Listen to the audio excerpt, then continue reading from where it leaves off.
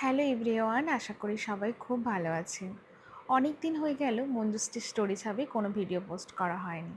আসলে আমি ভীষণ কাজে ব্যস্তই থাকি, তার মধ্যে যখনই ফ্রি পাই আমি আমার স্পেশাল মুহূর্ত বা আমার যখন মুড হয় আমি কিন্তু আপনাদের সাথে বিভিন্ন ধরনের ভিডিও শেয়ার করি। তো আজকে ভাবলাম একটা ভিডিও বানাই এবং তার সাথে সাথে আপনাদের সাথে কিছু কথা শেয়ার করি।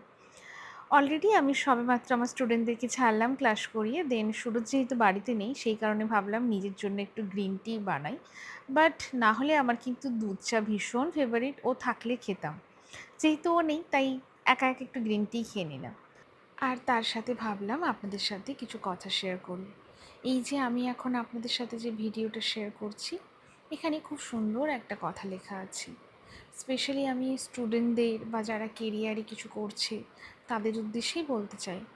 আমরা সব কিছুতেই প্রচুর পরিমাণে এক্সকিউজ দেখাই, কিন্তু 99% মানুষ ফেলিয়ার হয় এই এক্সকিউজের কারণেই।